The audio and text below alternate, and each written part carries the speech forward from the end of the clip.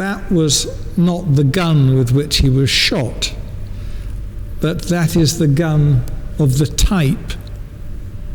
It's precisely like the gun with which he was shot.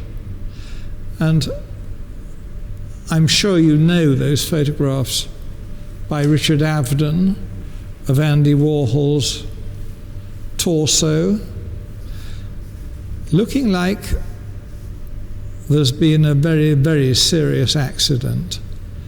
And there is a story, apocryphal or not, that when Andy was on the operating table after being shot, that his heart stopped beating, and they said, awfully sorry, there's nothing more we can do, this chap's a goner. The apocryphal story is that one of the surgeons said to the other, do you know, I think that's Andy Warhol we have there on the table.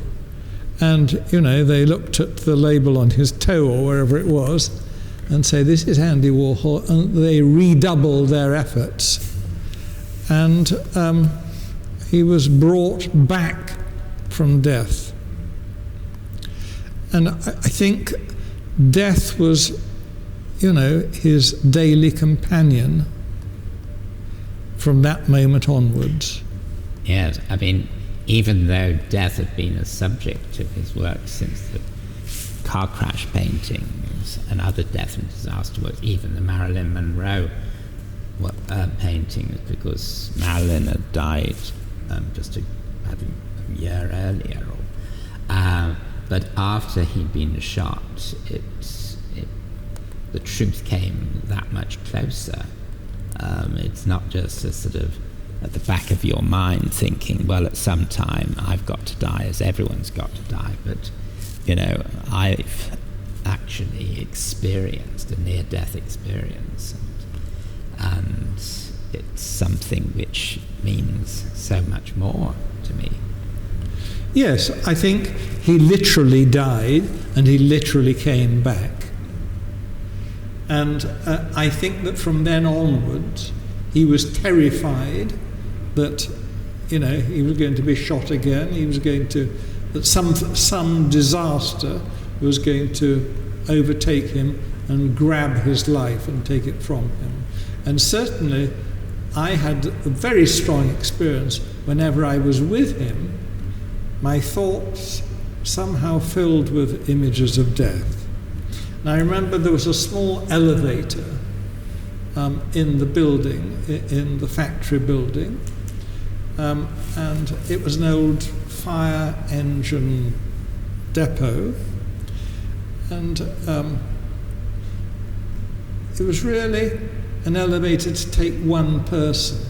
And he said, let's go up to the painting studio, and we were in the elevator together, and his face was a few inches from mine, and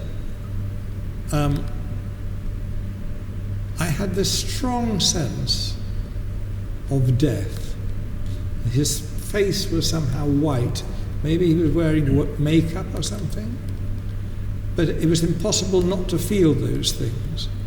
And if you look at that 6-part skull painting, which is in artists' rooms, not only are you looking at a subject which has haunted artists, great artists at all times,